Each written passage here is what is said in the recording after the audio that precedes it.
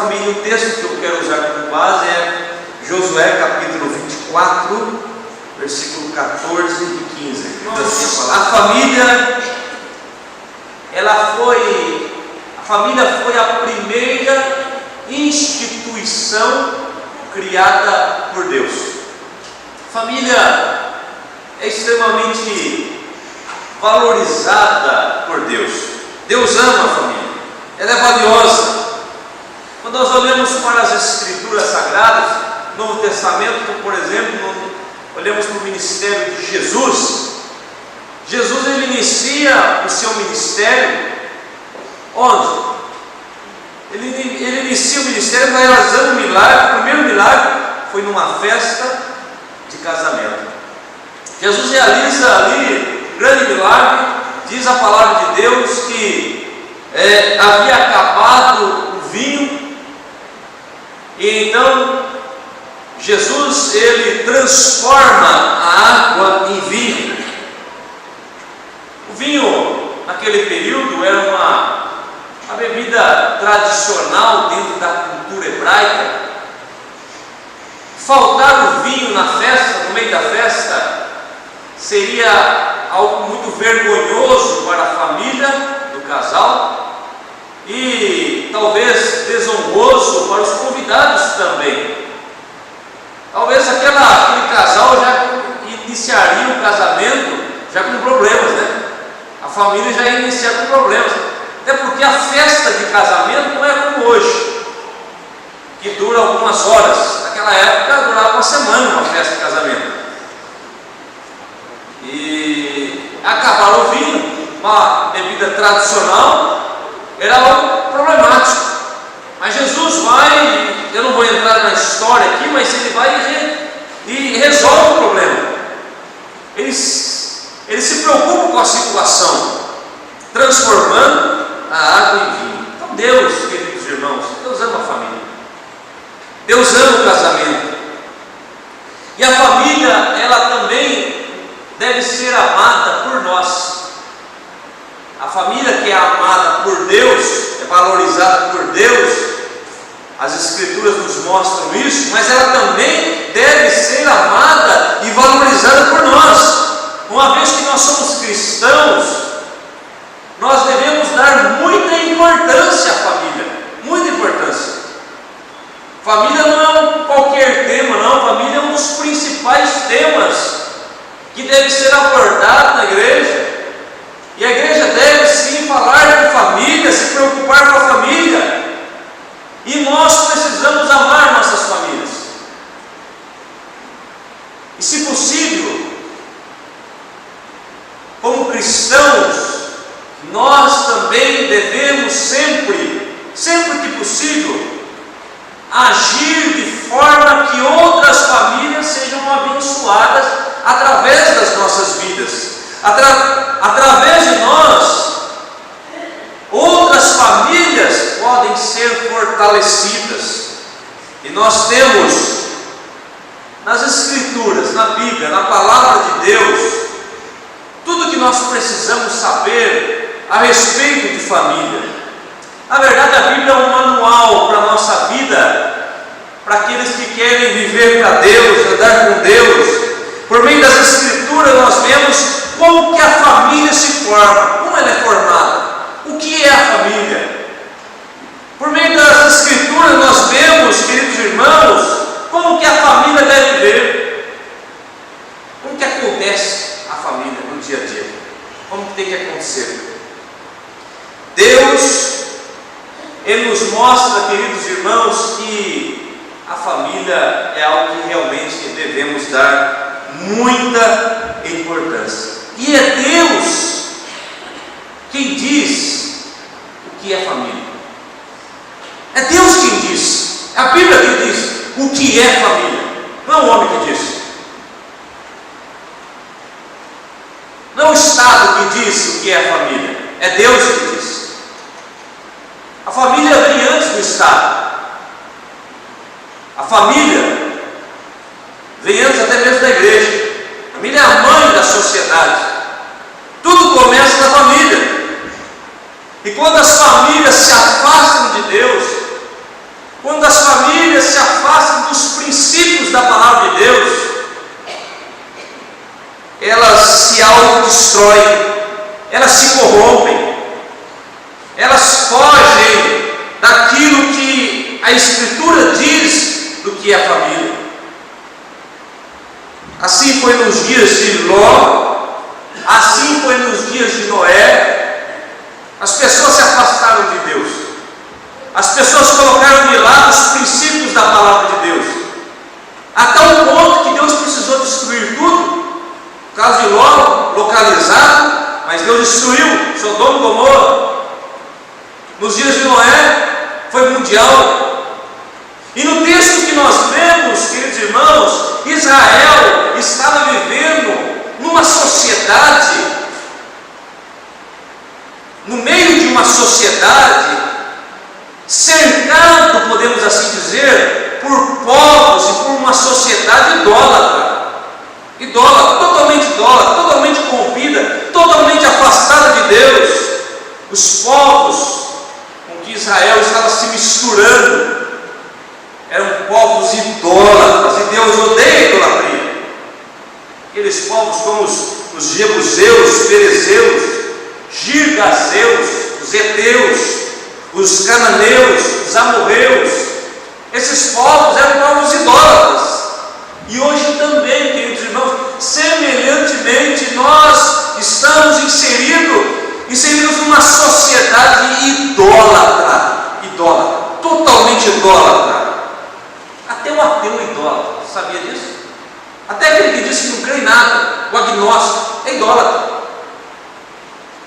Se no coração do homem não ocupa Jesus, se Jesus não está sentado no trono do coração do homem, alguma coisa está sentada lá. Não existe um trono vazio no coração do homem. Alguma coisa está sentada. Pode ser que é o eu, o ateu, o agnóstico. Ele faz dele mesmo, do próprio homem, o seu próprio Deus. Ele mesmo é o seu Deus. Ele se idolatra. Mas aqueles dos nossos dias que tem como idolatria o dinheiro, os bens materiais, as coisas terrenas. Sabe aquelas coisas terrenas que a Bíblia diz que são passageiras? E a Bíblia diz que nós não devemos nos ocupar muito com elas, nos preocupar muito com elas que são passageiras, e devemos nos preocupar com aquelas que são eternas. Mas muitos não só se preocupam, como têm isso como seu próprio Deus. Jesus falou muito sobre isso. Jesus falou sobre isso. E ele inclusive disse que não daria para servir, que o homem não podia servir a dois senhores. O coração do homem tem que ser ocupado com um só Senhor. Jesus chamou o Deus do dinheiro, esse Deus, como ele chamou de Mamon, que não dá para servir a Mamon e servir a Deus. Ou eu amo a Mamon, ou eu amo a Deus. Ou Mamon reina no meu coração, ou é Cristo que reina no meu coração. Aqueles que têm como idolatria o status, a fama, o poder, querem ser reconhecidos. Isso é tudo para eles, isso é importante para eles, e Deus não é importante como isso. Há aqueles ainda que têm como objeto de adoração os prazeres carnais, o sexo ilícito. Quantas famílias, quantos casais onde a presença dentro do lar de pornografia, está lá o adultério consumado através da pornografia. E Jesus disse que se o homem desejar com o seu coração, ele cobiçou, ele desejou, já adulterou. Está ali o adultério consumado. E começa na pornografia, e daí vai para a prostituição, vai para o adultério. E há muitas famílias que estão sendo envolvidas com isso. A sociedade está assim corrompida. Hoje nós ouvimos aqui uma informação dos 25% de divórcios, inclusive dentro das igrejas. que isso? Será que nós também não estamos nos misturando muito e deixando que a corrupção entre dentro da nossa vida, nas nossas famílias? A palavra do Senhor continua nos alertando, queridos irmãos, como nos dias de Josué. Há também aqueles que fazem da sua objeto de idolatria uma imagem de escultura. Nos dias de Josué isso acontecia, uma imagem de escultura construída pelas mãos humanas, pela mente humana, uma imagem construída, desenvolvida pela religião. Naqueles dias isso acontecia. Idolatria do mesmo jeito, tudo isso é idolatria. Está ocupando o lugar de Deus no coração do homem. Mas a palavra de Josué foi muito clara: escolhei hoje a quem sirvais. Escolher hoje. É preciso escolher. É preciso, portanto, ter uma posição. Mas, pastor, qual é a alternativa? A melhor alternativa? Meus irmãos, não podemos pensar que existe uma melhor alternativa. Na verdade, para nós, como igreja, há uma só alternativa. A alternativa certa, uma alternativa correta, uma alternativa bíblica. Há um só Senhor, há um só Deus, há um só caminho. Jesus diz lá em João 14,6: eu sou o caminho, a verdade é a vida. Não sou um dos caminhos, é o caminho. João 10,9 ele diz: eu sou a porta, e se alguém entrar por mim será salvo. João 10,11 ele diz: eu sou o bom pastor, que dá vida pelas suas ovelhas. João 6,48 ele diz: eu sou o pão da vida. O singular, tudo singular. João 6,51 ele diz: eu sou o pão vivo que desceu do céu, e aquele que dele comer viverá eternamente. Veja, querido, nós poderíamos aqui citar muitos outros textos. Não há outro caminho, só há um caminho, só há um Senhor, só há um Deus. E aquela multidão não sabia quem ia servir. Então Josué precisou chamar a atenção deles. Isso me faz também lembrar de João 6, quando aquela multidão que seguia Jesus, porque havia multidões que seguiam Jesus, queriam ver os milagres, queriam as curas, queriam as bênçãos, queriam ver Jesus multiplicando pães. O que acontece hoje nos nossos dias? Mesma coisa, multidões seguindo. Mas teve um momento lá em João 6 que Jesus pregou um sermão que o povo não gostou. Sabe aquele sermão que às vezes você escuta um sermão também que você não gosta, né? Que às vezes pega no pé, puxa a nossa orelha. E aquele dia o povo não gostou do sermão de Jesus, e todo mundo foi embora. Então Jesus se aproxima dos seus ali, dos seus discípulos, e disse para eles: vocês querem ir embora também? Vocês querem ir? Pode ir com eles. E Pedro então disse ao Senhor: Senhor, para onde iremos? Pois só Tu tem palavras de vida eterna. Não tem outro caminho, não tem para onde ir, só tem um caminho. É Ele, é Cristo, é Jesus. Por isso eu quero destacar, meus irmãos, quero destacar aqui, em primeiro lugar, que nós, como homens, mulheres, pais, mães, família aqui presente, nós precisamos ter uma posição clara de quem iremos servir. Vou repetir: precisamos ter uma posição clara, muito clara, sobre quem iremos servir. Parece-nos que não havia uma posição muito clara do povo de Israel. Parece que haviam dúvidas ali. E a palavra de Josué foi bastante decisiva. No versículo 14 ele diz: agora, pois, temei ao Senhor e servi-o com integridade e com fidelidade. Deitai fora os deuses dos quais serviram os nossos pais da lei do Eufrates e no Egito, e servi ao Senhor. Veja, queridos irmãos, Josué pede ao povo uma postura firme. Quem vocês vão servir?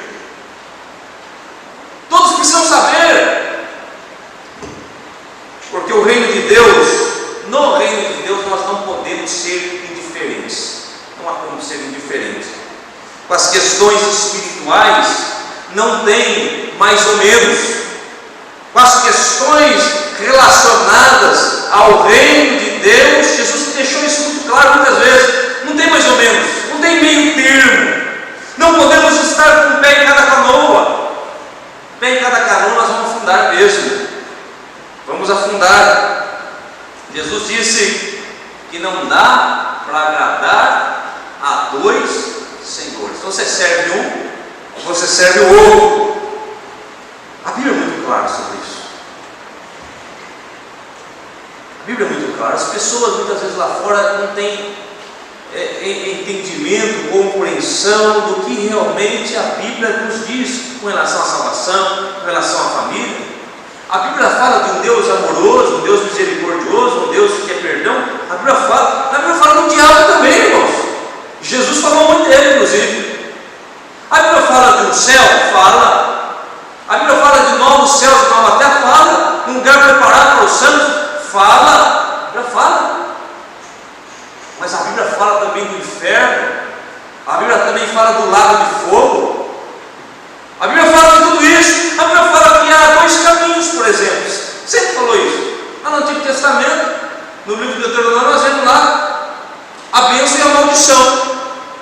No Novo Testamento nós vemos também um caminho estreito, difícil, e a Bíblia diz que são poucos que entram por ele, que é o caminho que leva à vida eterna. E um caminho largo e espaçoso que nos leva à perdição eterna. Portanto, meus irmãos, nós como igreja do Senhor na atualidade, nós precisamos ter uma posição muito clara. Não tem meio termo. E falando de família, o pastor Lúcio Campos semana passada falou do homem, e eu volto aqui a puxar a orelha dos homens, e a minha também. Todos nós homens, principalmente o homem da casa, claro que a mulher também, mas o homem que foi chamado para ser o cabeça, o líder da casa, ele precisa ter uma posição muito clara, que caminho ele irá seguir, para onde vai caminhar, para que seus filhos vejam isso. Claro que a esposa também, principalmente se o esposo não é um cristão, e a esposa ela tem que se posicionar, ela tem que ser sábia, para que ela possa ganhar seu esposo. Mas isso tem que ficar muito claro, não tem mais ou menos. Os nossos filhos precisam ver isso. Os nossos filhos precisam ver que nós somos homens de Deus, mulheres de Deus, que somos pessoas que amamos a palavra de Deus, que somos pessoas de oração, erramos sim, somos falhos sim, mas tememos a Deus e temos um caminho definido já para onde queremos ir. Não podemos deixar dúvida. A sociedade precisa saber que Deus você serve. Josué disse: eu e a minha casa serviremos ao Senhor. Essa tem que ser a postura. Precisamos nos posicionar. Eu e a minha casa serviremos ao Senhor. Meus irmãos, se nós não nos posicionarmos, preste atenção nisso, pensando em família, se nós não nos posicionarmos do ponto de vista da espiritualidade, da nossa vida com Deus, nossa família poderá ser atingida, poderá ser destruída, se nós não nos posicionarmos. Porque se nós não influenciarmos, o mundo vai entrar na nossa casa e vai influenciar. O inimigo vai entrar lá e vai influenciar. No reino de Deus não há espaço para meio termo, não há espaço para o morno. Vocês lembram da igreja de Laodiceia? Quando eu preguei aqui sobre as 7 igrejas no Apocalipse, a igreja de Laodiceia é aquela igreja morna. Os irmãos devem lembrar o que Jesus disse a respeito daquela igreja, que estava a ponto de vomitar da sua boca.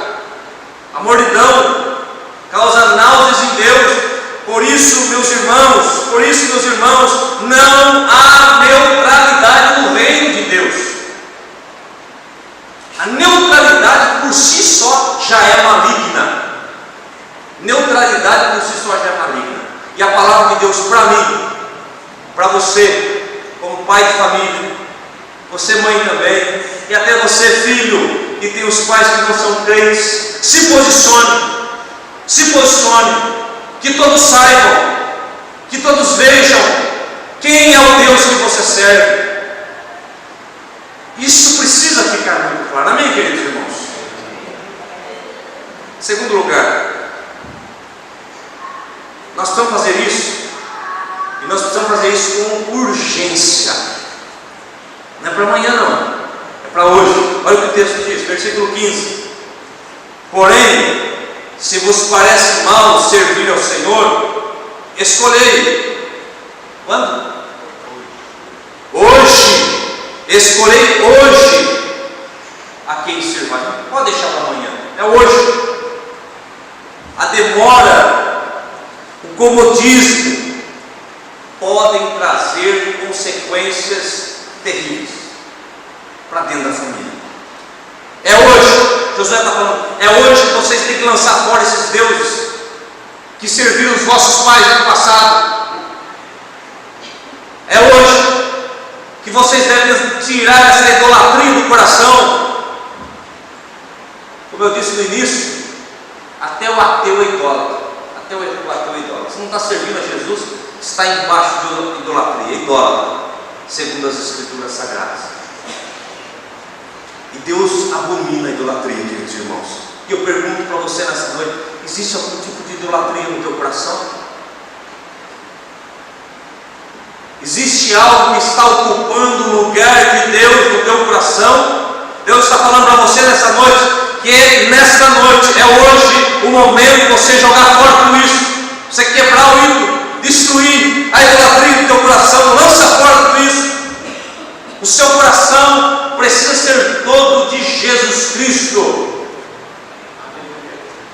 Amém, irmãos? Quando o ídolo é destruído, o que acontece? Jesus passa a reinar, dominar e conduzir a nossa vida. Quando nós nos arrependemos da idolatria e voltamos o nosso coração para Deus e nos quebrantamos diante de Deus, o que acontece? O Espírito Santo começa a nos guiar, dirigir a nossa vida e nos tornamos pessoas melhores.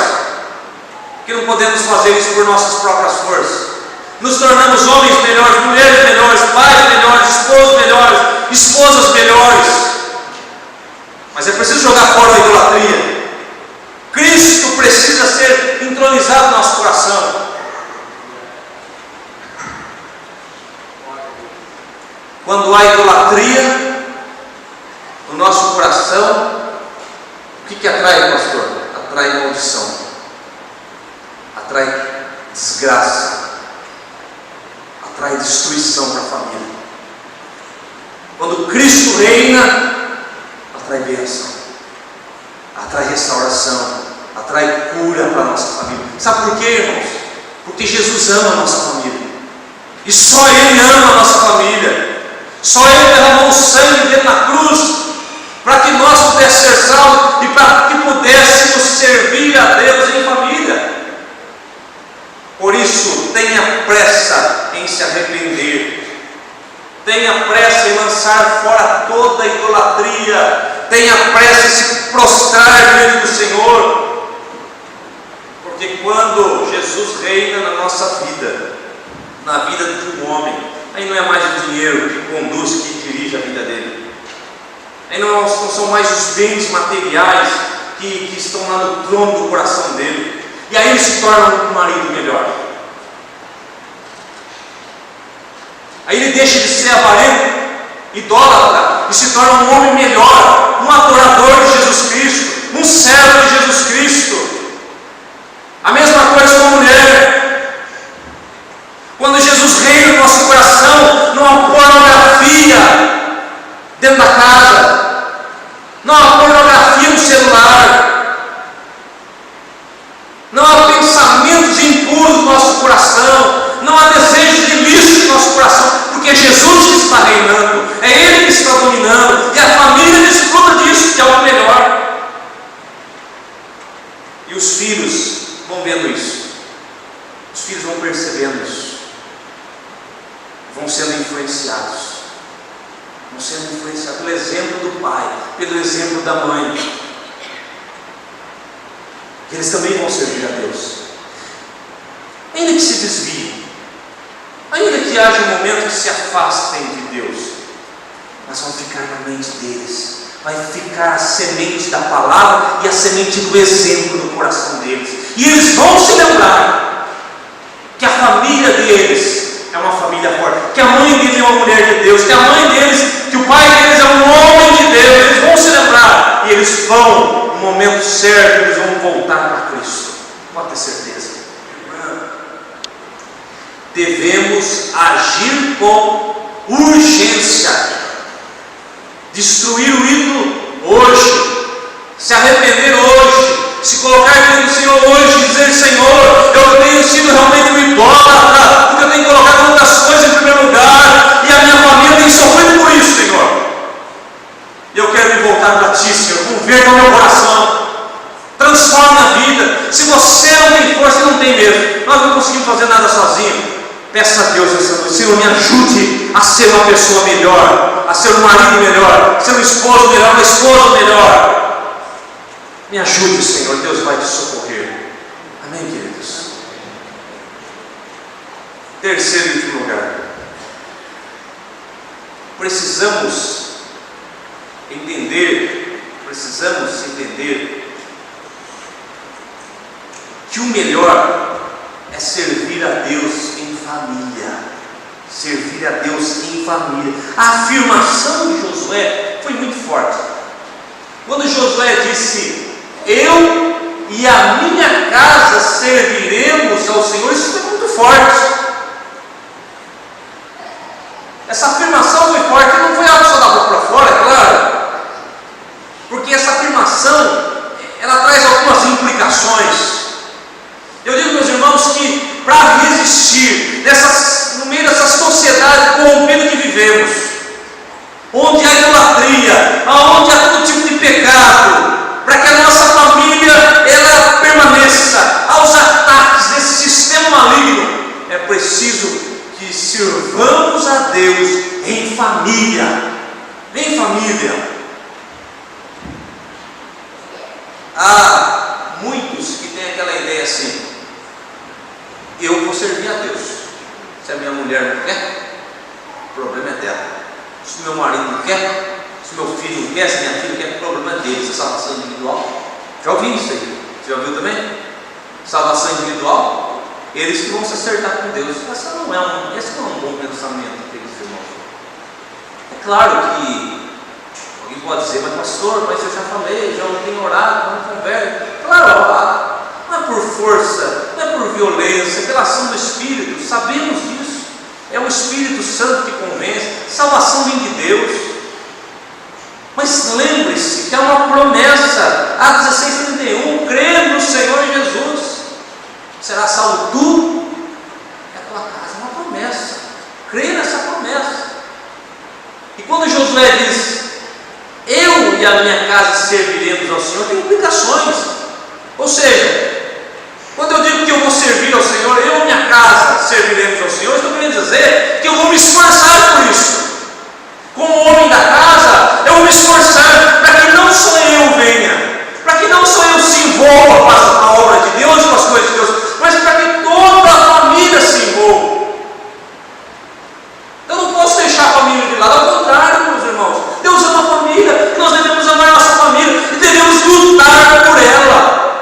Quantas pessoas, por qualquer motivo, estão desistindo da família, estão desistindo dos filhos, estão desistindo do casamento. Você precisa fazer a sua parte. Salvação vem de Deus, vem de Deus, mas Deus quer usar a sua vida. Deus quer usar a minha vida. Precisamos, meus irmãos, mobilizar toda a nossa casa para o serviço do Reino de Deus. Precisamos nos esforçar para isso. Mobilizar toda a nossa casa. E o maior exemplo é através das nossas atitudes, é claro. Através das nossas atitudes. Eu preciso dar o exemplo. Não são palavras apenas, né? Não adianta nada eu falar: vai para a igreja,